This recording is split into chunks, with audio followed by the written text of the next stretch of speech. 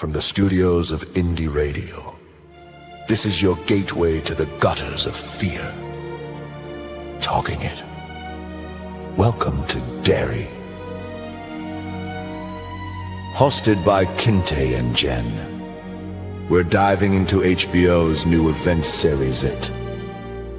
Welcome to Derry, the chilling prequel that uncovers how terror first took hold in Maine's most cursed town. Each episode, your hosts dissect the story, spotlight the characters, and connect the clues linking the show to its source. Stephen King's landmark novel, It, and the modern film adaptations that brought Pennywise to a new generation. Expect lore deep dives, Easter eggs, wild theories, and the fiends that float beneath the surface. Keep the lights low, watch the storm drains, and listen closely. And now, here is your program, Talking It. Welcome to Derry, with your hosts Kinte and Jen, on Indie Radio.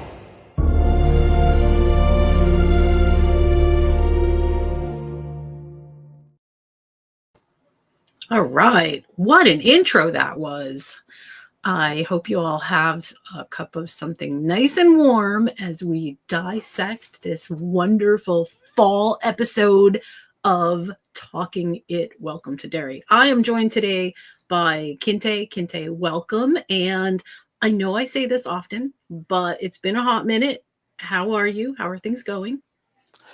I'm doing fine, and I'm very happy to be here, and it should be a great episode.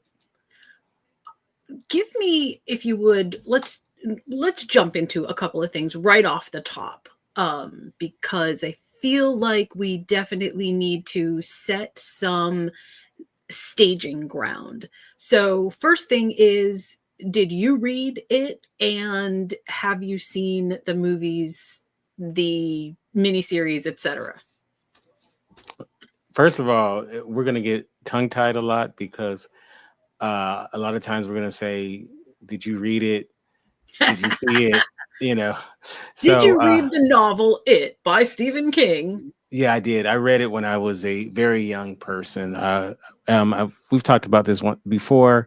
I don't know if we talked about it on air, that when I was a kid, the first novelist that I read was Stephen King, and I went through a bunch of his books, one after another. I was kind of obsessed with his work. So I did read it, and I did see all of the movie adaptations, the Tim Curry one, as well as the Skarsgård 2 movies as well. Okay, so you definitely know a bunch about the universe that belongs to the Stephen King novel It, and the other books that are also in this orbit. Hold on a second. Let me grab this here. Because, and the reason that I'm just bringing something up, the reason that I think that this might be important is because there's a lot of theories around what happened in the initial pilot, and then what's going to happen on Halloween night when we see the next episode. And some of this has to do with the lore that Stephen King created for the universe where It, the creature It, Pennywise and his universe piece, exist. And it crosses over into a couple of different things. So that's why I wanted to make sure that you had read the books and at least seen some of the material around it. And if I could put it out there to the rest of the podcast universe, there may be some things in here that if you haven't either explored it as a novel and or seen the 2 movies that are the direct prequel to this, they may not make a lot of sense. So it is 100% worth your time to at least go back and watch the movies and or read the novel. It's a super long novel, but it's well worth reading. So with that, give me your first impressions of the pilot episode. You don't need to do anything specific, but what overall did you feel? Well, I remember what was it, yesterday, the day before when I saw it? Mhm. I saw the first like 10 minutes of it, and 10-15 minutes, and I was texting you as it was happening, like WTF, because it was pretty out there the way that it starts off. Very effective. It definitely pulls you in, and yeah, it was something else. So I thought that was good. I thought they did a good job of establishing the characters and what's going on. And I really thought that the episode was pretty solid. So it's hard to know what to expect, being that a lot of times when you see these movie TV shows where they adapted for television, especially this isn't necessarily part of Stephen King's novel, that they're kind of just making up their, you know, making it up. You don't know how it's going to go, but I thought they did a pretty good job. Yeah, I agree. From a production standpoint, it looks really good. I'm definitely very impressed with that. From a story perspective, which we will get into, there are quite a few very interesting things that happened in this first episode that might be really interesting to chase. I guess that's a good word. So one of the interesting things that happens, and let's just recap a little bit about where we are. So we're in the 1960s, and this is a direct tie to the first movie when we see the Losers Club getting together. This would be the 27-year jump prior to that. So Pennywise has been dormant for 27 years after the episodes that we're going to see for Welcome to Derry in this season. What we don't know at this point is how Pennywise behaves differently or similarly. We saw a little bit of it. And what might is he learning? Is he doing things different? Those kinds of things. I feel weird calling it a he, but I mean, he manifests as a he, so I guess it's okay.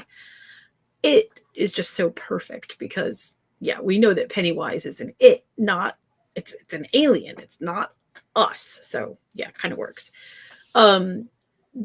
So the next question that I guess I have is, we get the sort of backstory between the missing kids, Teddy, Phil, and Lily, right? They're out looking for their missing friends. Oh, I shouldn't say that they're missing. That's a theory, but I'll get into that in a second. Let's get into Teddy, Phil, and Lily. They're looking for missing people, right? How do you, Hmm. or what do you think is, how was that established for you? Did that feel like it was a good, like the pilot sort of opens with something super similar? How do you feel about all of that? No, I mean, I thought it was very super effective. I thought that I really enjoyed how they established everything in this episode. They did a great job of telling you, in that opening was very effective, and I thought that it was done very well. Okay. Can I ask you a question though? Yeah. Um, I can't remember this character's name on the screen. The Why? I don't know why I'm getting that. I'm not seeing it, Kinte. Oh, okay. Oh, Oh, there you we go. can. I got him. Uh, Yeah, that's Teddy. Phil. Teddy. Okay, Teddy. Teddy. Teddy. What was the deal with the binky? Oh, okay. So this is one of the things that I thought was super interesting was the idea of sort of like talismans, and this is something that Stephen King gets into a lot. This kid has been so abused that basically his comfort, his only security blanket is that in the same way that all of the losers had their own sort of quote unquote talismans, like, you know, there was the inhaler, there was the spike, there was the key, there was the all of that stuff. Everybody had their own. And that, I think, is exactly what that's supposed to represent. But I mean, on top of that, it is really supposed to represent that he was so abused by his parents, guardian, whoever, that the trauma was big enough for him to regress in that way. Does that make sense? Yeah. But I think that this is going to come into play later. I absolutely do. Mm-hmm. Because I don't think, I mean, from what we understand, there is definitely a bit of a disconnect between what we see in that sort of opening where he's escaping the theater and he gets into the car and they're leaving Derry, but they're not leaving Derry, and all the crazy things happen in the car. And then clearly he's dead, but is he actually dead? Or, you know, I think this is going to be a recurring theme. For a minute, I was like, it's kind of like From. Yeah. If anyone's ever seen they this just show. keep leaving the town, but they never actually leave it. Right. And this mirrors very much what Pennywise has done in the past, where he brings up the things that you fear the most. And somehow I have a feeling that the baby might end up being a part of that, being ignored, not being heard, the things that create those really deep, dark experiences that you have that you don't even realize that you're fearing. That's what he's exploiting. And this is exactly why I bring up the question about whether you think that we are going to see a little bit more of that as we go forward. Like, again, is Pennywise learning? Like, are we going to watch Pennywise actually, by the time we get to the actual movies, Pennywise at his best? And if that's the case, then boy, we've got a lot of ground to cover, because people are not always as, not smart, but aware of what's happening. And so I just wonder how that's, what are your thoughts on that? You know, I really don't know. I think you know probably a little bit more than me about what they plan on doing in this show. I kind of purposely kind of stayed away from that just because I wanted to be surprised, you know. So I mean, so you're saying that you don't think Pennywise is full formed at this point as far as being the agent of chaos? Oh no, I think he is as much an agent of chaos as he can possibly be at this point. But I am wondering how within each time frame, and of course we won't know this for quite some time, but I'm wondering how they're going to handle with each time frame how Pennywise exploits people, both in terms of fear, but also just in terms of their actual awareness, because we know canon to definitely the movies. And I think there is mention in the book a bit about how Derry itself is poisoned, is like, it's not a good place. And the adults around the kids, the Losers Club, especially in Derry, seem to not just turn a blind eye, but literally can't see some of the things that are happening. And so my question kind of goes, was that pre though Pennywise's arrival? Well, that's what I'm wondering. I'm wondering how they're going to handle some of that. Like, is this Pennywise who poisoned the land, so to speak? I mean, I hate to like get into the other sort of Stephen King idea of Pet Cemetery, but it has that same feel to it. Like, this is bad. The place is bad. And all the things that are happening to the kids right now are a result of the town being bad.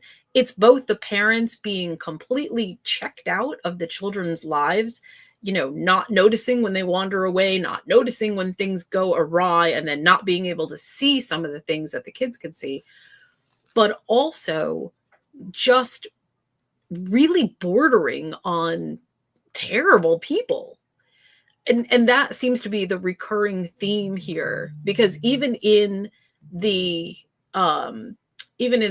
movie, in the second movie, we get a huge reality dose of that. But then in the first episode, you can really see that this is definitely a theme going backwards. So without spending too much time on it, I just wanted to know what you're sort of like, how did you feel about what they were presenting and whether you thought it was authentic? Remember, this is all brand new ground because there is no prequel to the novel It, and this is all made up. We have really no real understanding of what Pennywise was other than what is included in the novel. So, this is fertile ground, so to speak, for something new in terms of the interpretation. Can I ask you a question?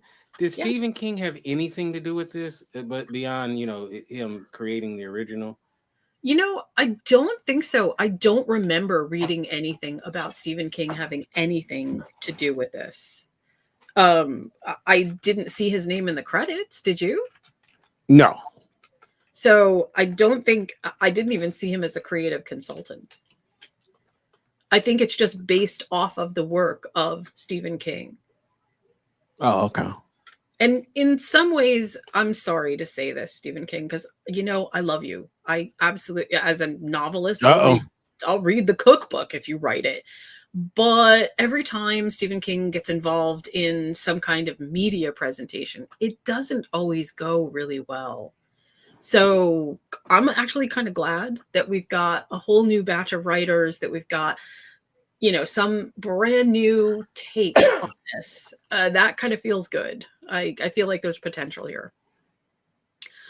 I also just wanted to briefly mention that It, as a series, Welcome to Derry, has a number of seasons planned. They all span that 27-year jump mark until we get to the late 19th century, I think, the 1800s, when we sort of see some origin for Pennywise. So that should be a bit interesting, just in terms of what we might see going forward. And you're right. In some ways, it does kind of feel oddly like From. I didn't even think about that. The only thing is, I don't think the ratings were very good. You're absolutely wrong. The ratings were, it was the third highest debut. Really? Because I'm looking at them. They don't look that. It I was guess 5 million. It was 5 million on the night of. Really? Okay. Because what I'm looking at, it doesn't say that, but okay. Well, that's good. I can actually hold on a second. I just actually saw Madeline Stowe is in this. Was she in the first episode? Who does it say she played? I didn't actually see. I just see that she's listed as a character, but it doesn't say what her character is. Let's see. It looks like our initial.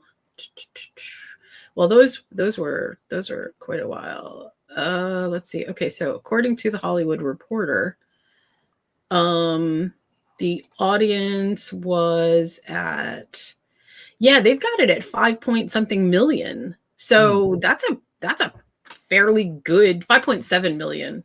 Okay, well, Wikipedia has it wrong then. My bad. So that's not bad. That's actually good. Also, Wikipedia oftentimes doesn't do the cross-platform. They don't get the cross-platform for a couple days, so that might be why. Oh, okay. And quick shout out to James Remar, Harry from Dexter. Right. He was fantastic, and it was good seeing him. He aged really well too, by the way. I have a feeling that this is going to draw quite a few people into it. I don't know. We'll see. Mm-hmm. Okay, so one of the other things that um, that I really wanted to get your take on was after the um after as we're watching what is happening between Maddie and Lily. Okay, so these are the kids that end up on the tower, right? Mm-hmm. And we actually see the tower a couple of times in the movies as well. So it's definitely a central point. Um, I just, what do you think about that? One of the things that is so interesting to me about the way that Welcome to Derry works is it's kind of a hand in hand companion with the movies in the sense that there's one of the biggest central tenets is unrequited love. And I kind of like that because it's one of the things that we see with Bev and both Ben. Well, let's I guess the unrequited love is with Ben. And how easy it is for these things to go awry. I mean, these people are kids that, they're not they're not basing their relationship understanding on anything very deep. And I do kind of like that because it sets everything up in a similar way to the way that when Georgie disappears, you have this whole feeling of guilt and, terrible angst that you should have been able to do something. So what did you think about that? I'm so sorry. You cut out the last bit. I'm sorry. Just say the last bit again. I just said, what did you think about the relationships between the characters, but specifically between between Lily and Teddy? Well, one thing about that I will have to say about I'm sorry, Maddie, not Teddy. Right. I get what you're saying. One thing I have to say is that all it going back to the movies as well as this is that the kids it's like a loss of innocence, right? To a certain degree. So the kids have kind of adult relationships, but they're kids. Does that make sense what I'm saying? Yeah, it absolutely does. I think that's what makes it that's what gives us sort of our connection to them. It Right. works. Yeah. So that's one thing that I've noticed about it is that although they are children, but they kind of live an adult life in a way. So even in their relationships with each other, so that's the thing that I noticed about it. But I have a once we finish this segment, I have something that I wanted to tell you. Okay. I would add to what you just said that the reason I think that they are behaving in adult manners is because the adults don't have as much to do with the kids as maybe a normal family would. And because they are hurt or damaged in some way, it makes them grow up very quickly. And that I think is what we are seeing. We're seeing all of their trauma even when we don't know exactly what the trauma is. So go ahead. What would you like to bring up? Oh no. Yeah, which I think is it's a really good point too, because I think needs to be understood that the trauma that's going on in Derry like morphs everyone, especially the children, into something like an other or something else, which is it's always sad when kids can't just enjoy being children, you know what I mean? Right. Yeah. But we all know that this is a Stephen King trope. Right, for sure. His kids don't get treated very well. Okay. First of all, actually, you may already know this, but this character right here, who really didn't have any lines or anything, but you saw him. Do you know who he is? You know who he is? No, I don't. Although I would love to discuss this part too. Who is he? Okay, he is uh Dick Halloran, the character from the Shining. That's the Oh, same. no That's him as way. a young man. Yeah. So Wow. yeah, or Richard Dick, whatever. So I think they call him Dick on this. But yeah, that's who he is. So it'll be really interesting to see Ooh. where that goes. But yeah, I when I was doing some little research, I was like, wait a minute. When I recognized the name, and I was like, yeah, it's the same character. Oh, that's crazy. Yeah. So Okay. I'm pretty sure I wouldn't be shocked if there's other characters from other Stephen King uh properties that may find its way in there. Because they did that show. You watched it, but I didn't. The one Castle Rock. in Castle Rock, right? Yeah. Where all these characters were in and out or Yeah, it whatnot. was a convergence of a lot of Stephen King, sort of the characters moving in and out of that particular universe piece. And If, it was pretty good. if you don't mind, maybe near the end of the show, maybe you can opine what other characters we could possibly see. Or I mean, what is a possibility that we could see? Maybe not based on any knowledge of it, but who could possibly be in Derry. Well, Yeah. I will start by saying that one quick thing that I do think we may end up getting some crossover with, although I don't know for sure, but Mhm. is the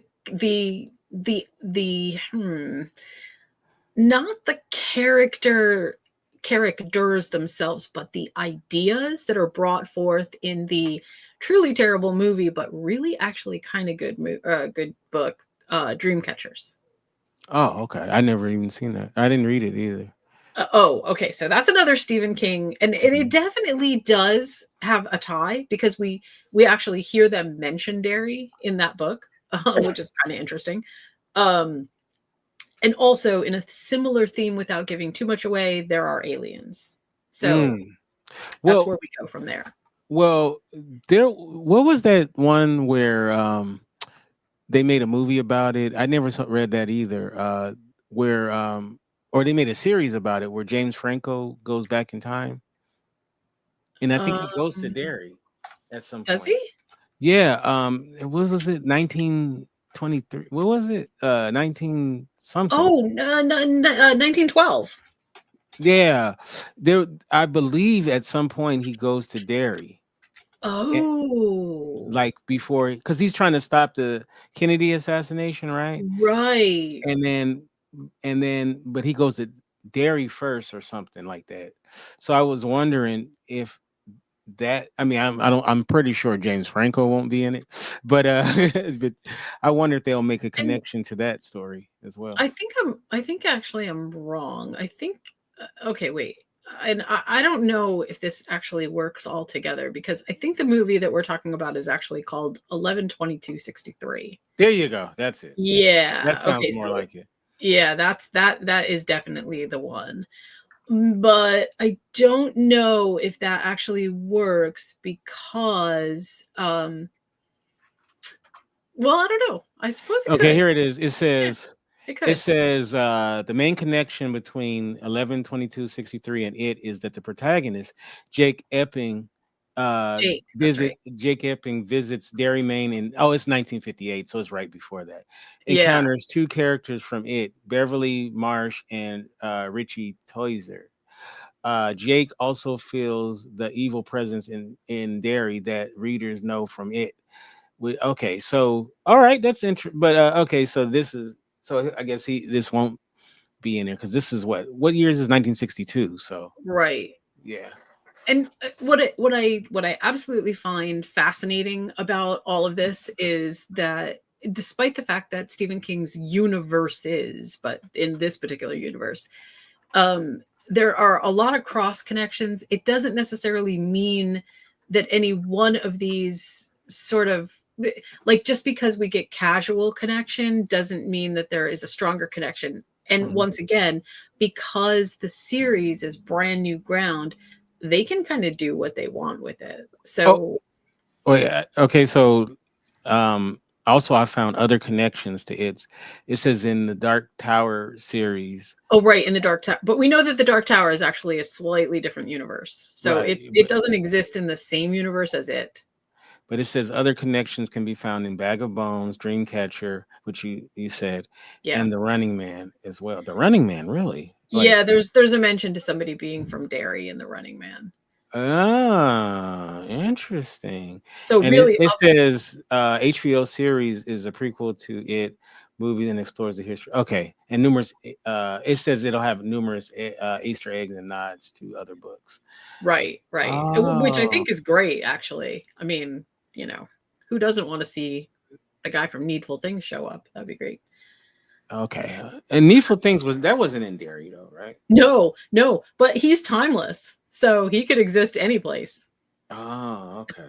No, I don't actually think they're going to do that. I think that the focus is going to be on Pennywise, Derry, and the people around it, and maybe like little Easter eggs, meeting small passing mentions. Look, I Yeah. don't mind. I mean, I know they already did a show like that, but I wouldn't mind doing that. I mean, like it's almost like when you see these Star Wars shows and they're like, we're gonna use Darth Vader sparingly because we don't want to overuse him. I'm like, no, use him. Right, Like, yeah, I I want agree. a lot of Darth Vader. Also, when you talk about and I think that Welcome to Derry is sort of the best example of this. When you are talking about fan service, Mhm. this show is fan service. It is like we picked up a bunch of new seasons based on passing mentions in both other books and in the novel itself, as let's run with this. It is very similar to what happens with fan fiction, where you end up with whole new horizons of things happening because somebody said, look at what happened in the book, this could be a whole different piece of fiction. And I'm so all for that. And the more connections that you could make, the better it is. Yeah. And another thing I have to say is that that the hold on a second. The production value is so good. They clearly spent a lot of money on this Yeah, show. that's what I mentioned It at looks the outset. it It was looks quite the point. great. Yeah. Yeah. It says wait, in some it says 85 million to $100 million budget for for the first season. Wow. That's crazy. Yeah, That's crazy. that's and it's a show will be an anthology with a 3-season arc set in different time periods. Okay. Yeah. Wow. So, getting back to I'm sorry, I took us off no, course. no, it's totally fine. I think this is great sort of foundation information that we should definitely keep exploring throughout.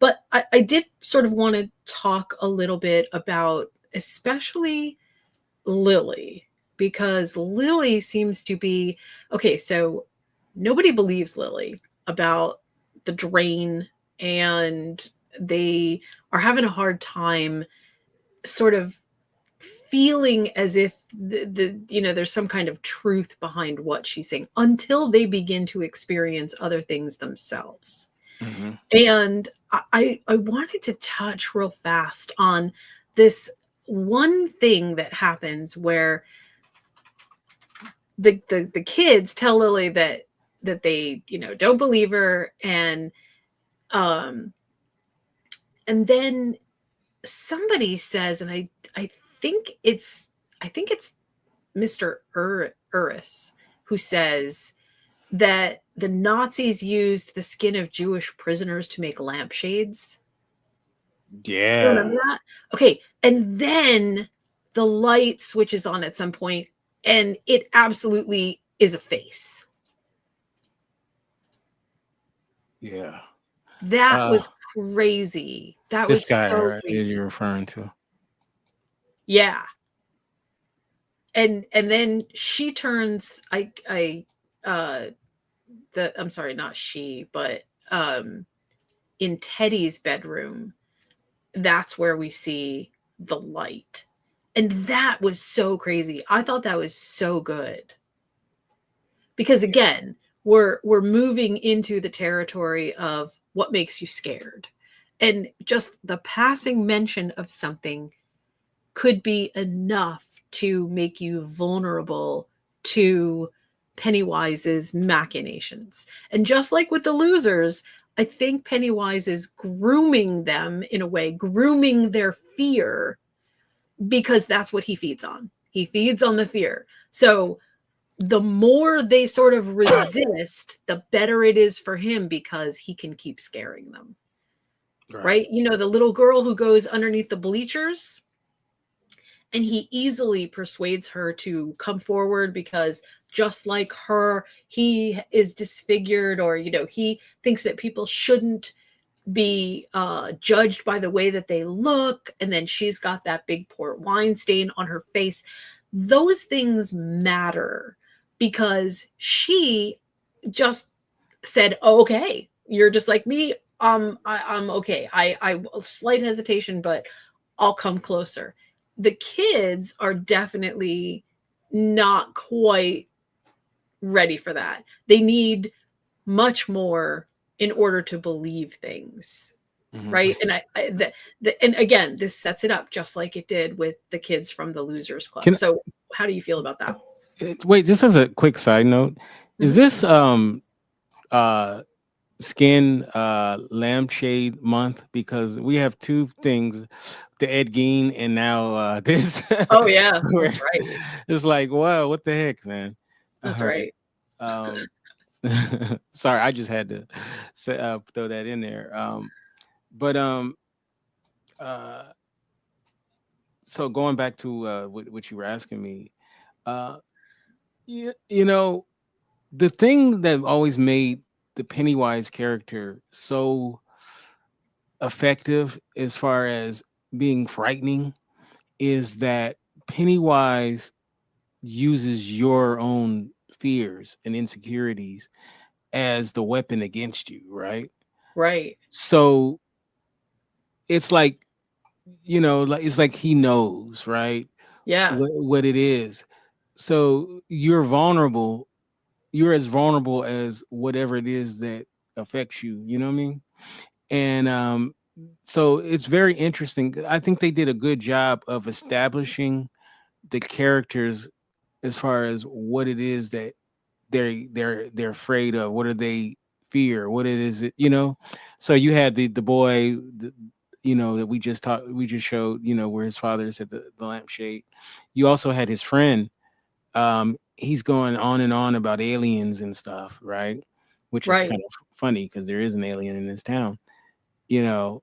And so we're starting to see all of the different characters, what it is that you know, that they're afraid of, or that they, you know, is things that.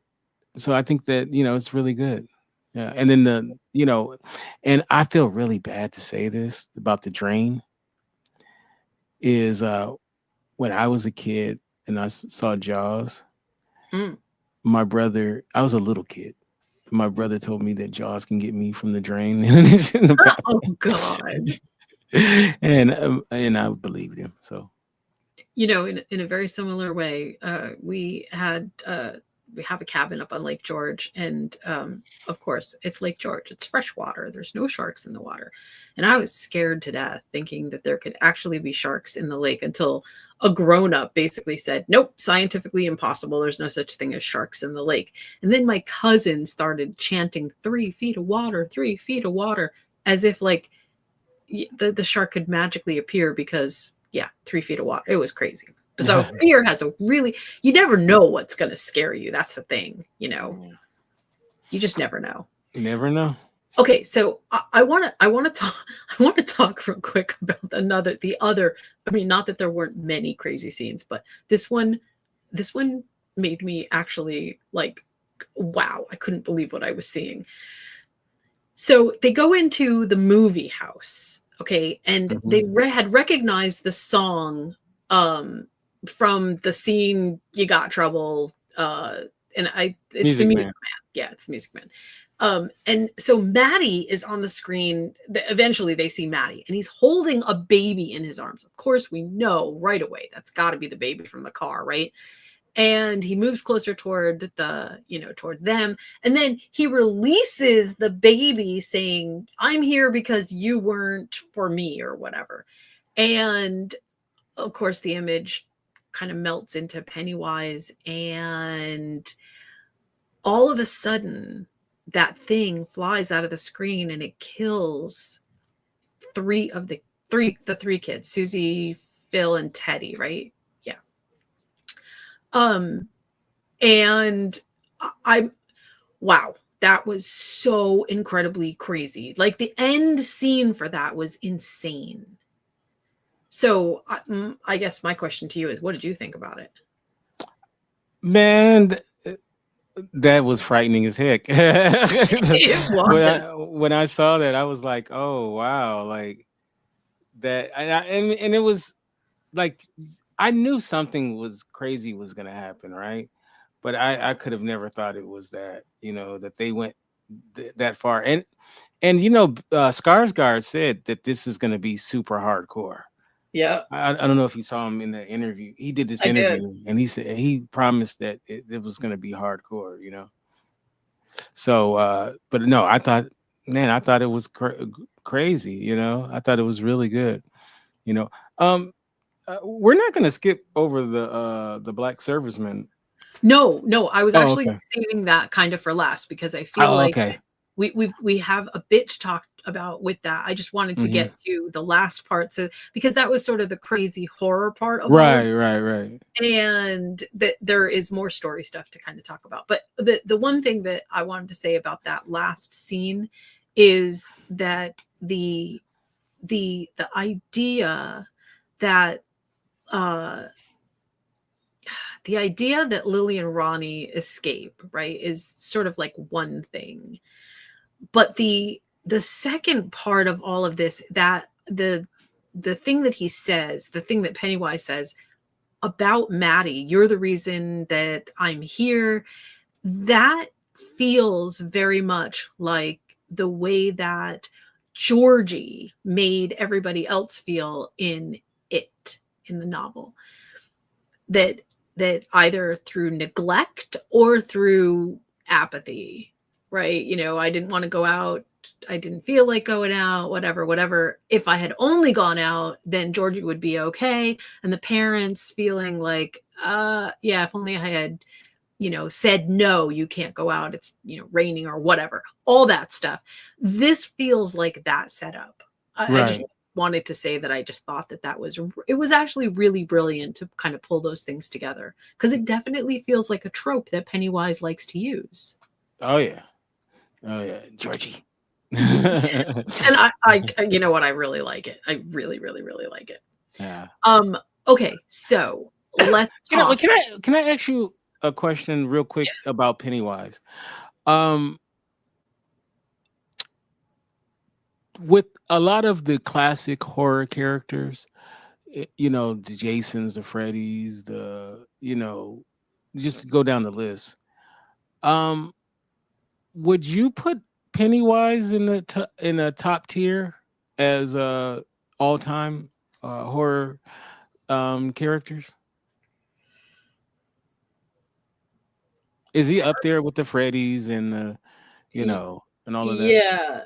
I actually think that Pennywise is quite a bit more insidious than a lot of the horror characters that we have. And let's face it, a lot of horror characters that we have really rely on I guess I'll call it a trope of stupid teenagers. Right. Teenagers that aren't paying attention, teenagers that just miss all the clues, teenagers that, are Scooby-Doo in the gang, but never quite get it.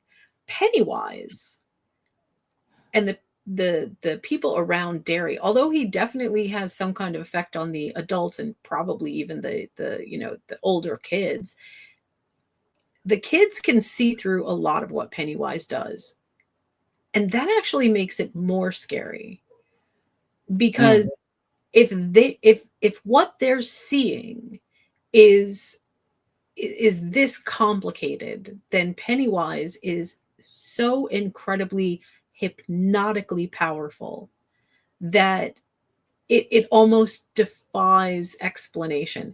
Like, we don't, obviously we know that the creature, it is an alien. Mm-hmm. But we really don't have a great explanation. I mean, we have some from the novel about how it does what it does, right? Mm-hmm. We understand the deadlights and we've got all of that stuff, but we don't.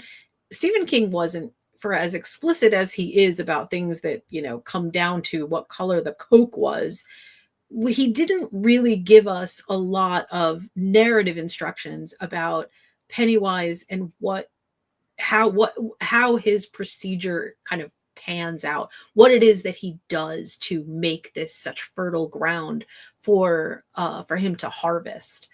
And I think that actually makes him really, really, really scary. The fact that we don't have the origin story completely together is actually more scary than not.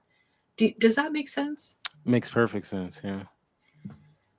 And also, look, anything that can trick you into believing that you see things and then sometimes manifest as that thing, but not other times. That's incredibly scary because it makes you an unreliable narrator in your own experience. You don't know how to explain to other people what's happening because sometimes it's real and sometimes it isn't. Sometimes people really do disappear and their arms get chopped off. And sometimes it's just your imagination. And if you don't believe it, it stops being real. Yeah. I mean, that's crazy, I think. So yeah, I would definitely put Pennywise as one of the top scary. I wouldn't even call Pennywise a villain, actually. I mean, I call him a villain. I He's not a hero. Yeah, oh, definitely not a hero. No. But I feel kind of like Pennywise is the like the tenant of Predator or Alien. They're hunting and we're assigning them morality, but do they actually have morality? I don't know. I don't know. Not like I think Jason or Freddy have morality. They made choices and they were bad choices. Jason has morality. He's Yeah. he's the patron saint of all kids that were bullied. That were bullied, right? And well, the same thing with Freddy, right? Freddy's got bad morality, but it's morality nonetheless. Like, he made choices and we got to see those choices. Pennywise, I don't know if there's morality choices in here or if it's just raw hunger that is gnawing at it so much. I don't know, but maybe we'll find out. Maybe we'll actually discover, some darker intentions. Okay, so let's talk about what is happening with the military base. So we know that Major Hanlon and Captain Paul Russo are showing up at the Air Force Base. They've got some kind of brand new assignment or whatever. And the very first kind of experience that they have is this kind of clear racism. And of course, that was super interesting. But then there might be a piece that's underneath that because we hear about the Cold War, the Soviet Union with the B-52s and things like that. What do you think about that? How did you perceive that whole piece? And how do you think it plays into the Derry experience? Be honest with you, I have no clue. I was hoping. I have no clue.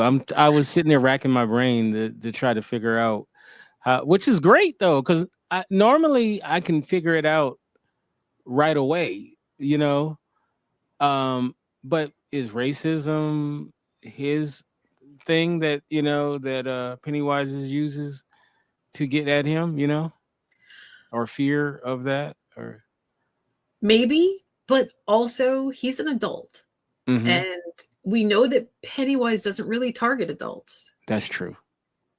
So okay, I got to back that up because I really said that wrong. It's not that Pennywise doesn't target adults. It's that he doesn't target adults for the fear factor. He targets adults to be mean, mostly to kids, but I think there's a general pervasive sense of anytime things are hostile and chaotic in Derry, it gives Pennywise, more of an opportunity to feed and the opportunity to, bring kids down to the depths. Does that make sense? Yeah, it does. I feel like that's got to play some part in this, but also I don't know. I don't understand quite what the tie-in between the B-52 mission and that special projects thing from the Air Force is, unless maybe they know about Pennywise. Okay. And Okay. that, the US military is always looking to somehow harness the things that they think will be a weapon. Kind of like The Mist. Remember The Mist? Yeah. Stephen King as well, where they were messing around with something and opened a portal or something like that. Yep. And it got out of hand. Right.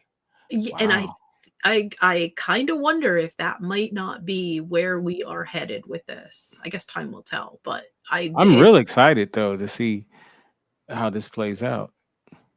And Dick Halloran too. I really want to know where that's going. Oh yeah, absolutely. I'd like to redraw our attention to just one quick thing again. And this, again, because I feel like this is going to be an extremely meshed theme that continues to kind of wind its way through. There was a scene in the pilot where Charlotte starts to understand that people in Derry are not behaving the way that they should. And it's when there's a bunch of kids and they're beating up another kid. And she steps in and she's like, this isn't good. But nobody in the background, people are passing by and nobody is intervening at all. Like, that's not small town behavior, first of all. But secondly, it's not normal behavior in any sense of the word. You don't just walk by while a group of people are brutalizing a little kid. And I think that idea of bullying is maybe bigger than we even understand. And maybe it ties into Pennywise sort of like, again, priming the pump for the more substantial fear that he can feed off of, right? You know what I mean by that? Mm-hmm. So I'm excited about where this season is going to go. I think I'm actually more excited about the idea that Derry is actually sort of in and of itself responsible for what's happening, that Pennywise is so powerful that he can act, his reach extends all the way through Derry. And just as a side note, one of the reasons that I think that really does make sense is because when the losers, except for Henry, right, leave, they all forget what happened in Derry. Everything has to slowly come back to them, because the hypnotic effect that Derry had on them is broken when they leave Derry. And I think that this might make a lot of sense if the military is involved, why we don't see the military as we flash forward, why they're not even involved. Because if they have to leave, they will forget. Do you know what I mean? Yeah. It just becomes sort of a thing that happened, and then all the rational explanations. Well, I had a rough childhood. Well, this happened, that happened. I don't really remember a lot of it, but yeah, it was just an experience, and this is the way that I am now. I think that's going to have a big part in all of this. Wow. I didn't even think about that. That was very good. Well, I thoroughly enjoyed the pilot. I know we didn't talk about a ton of the specifics, although I think we talked about plenty of them. Yeah. I would love to explore a bit when the next episode comes out, and the next episode comes out on Halloween, so kind of cool. Really? Because I Yeah. looked it up and it says the second. You sure?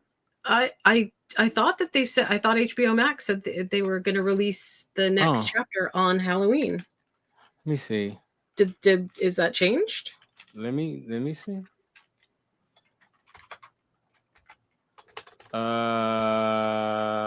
Second. Oh, yep, you're right.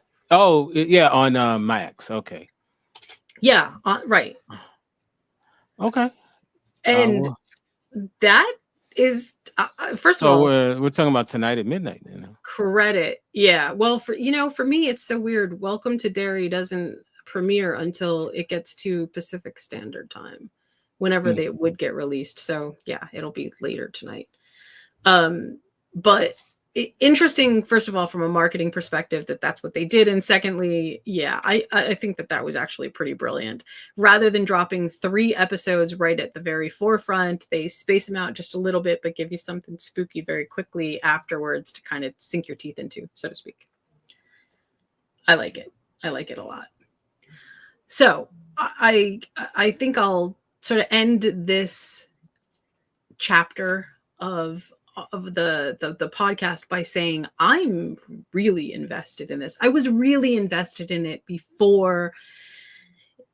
I'm glad that I saw what I saw, but I was really excited about this project from the moment that I heard that it was even being considered. So I was not disappointed, and lots of really solid acting in this, just really excellent performances. I have to say, I'm so glad that Bill Skarsgård came back, because nobody does Pennywise the way that he does. I mean, Tim Curry, all credit where credit is due.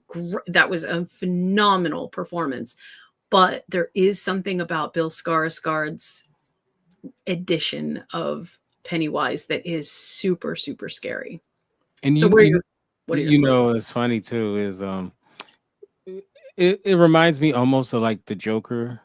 In a way where for years no one thought that anyone could outdo Jack Nicholson's Joker, right? And then Heath Ledger came along, and people were like, well, you know what, I like that one better, and then Joaquin does a great job as well. So and then Tim Curry's Pennywise, everybody was like, oh, no one could outdo Tim Curry's Pennywise. And then Skarsgård came, and to be honest with you, he was one of the Skarsgårds I knew the least about before then, so and he's turned out to be a really talented actor. They are an amazing family altogether. They are just Stellan Skarsgård is still acting and still just doing amazing work. So yeah, all of them are just fantastic actor too, by the way. Yeah. All right. I'll give Daddy the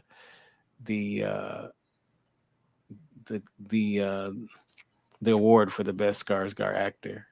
Absolutely. Just the body of work that he has behind him is just it's insanely great. So right.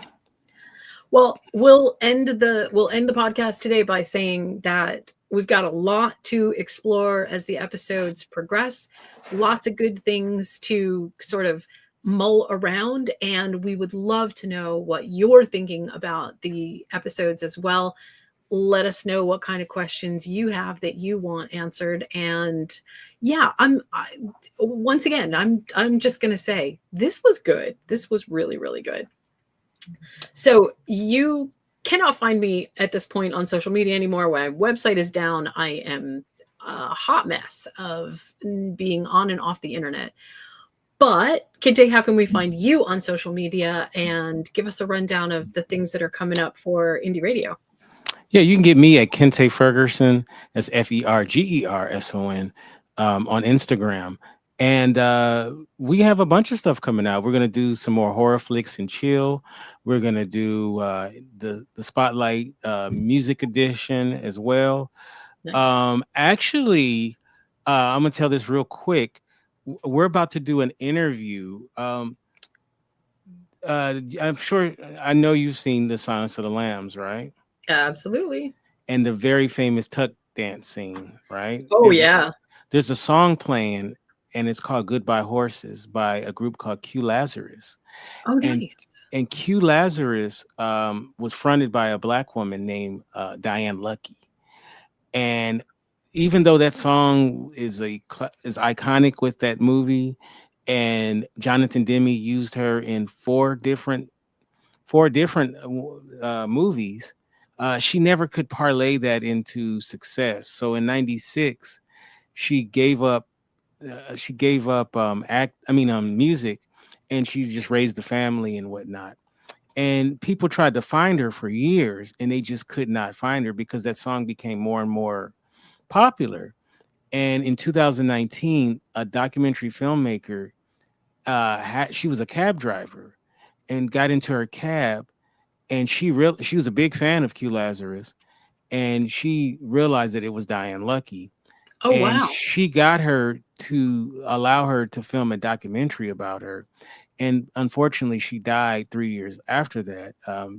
And So she made this documentary about this artist. So my first episode will be an interview with the filmmaker, and so we're just finalizing the actual date where we're going to do the interview. But I'm looking forward to talking about this because they weren't a huge group, but that obviously that scene is very iconic, Right. and the story is pretty phenomenal. So that's one of the next things I'm going to be doing. And then we have our programs that we're going to do, and we're going to start doing Alien Earth.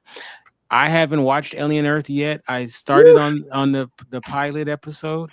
you are in So something. I was kind of surprised a little bit about the tone. It feels very similar to the original movie in a lot of ways. So I didn't realize that was how the tone was going to be, which I like it. I like it quite a bit.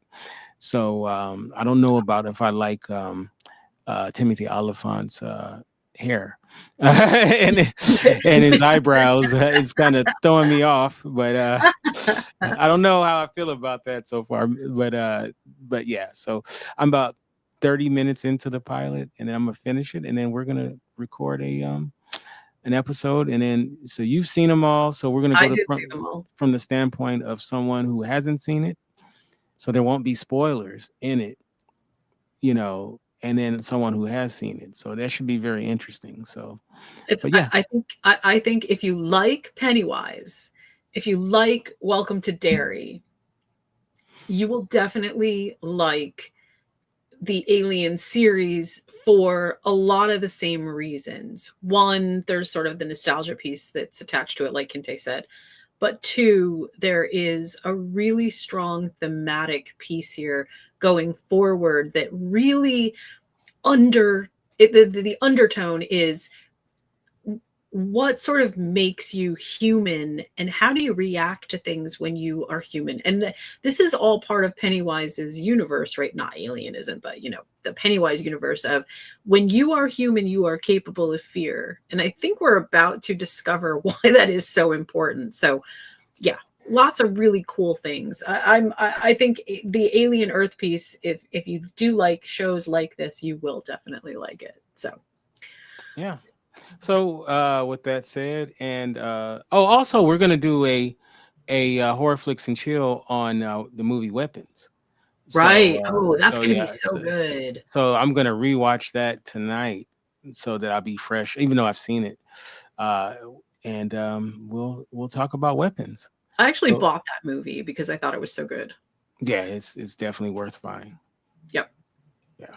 All right. All Well, right. we will see you next time. And thank you all for joining in with us. Bye.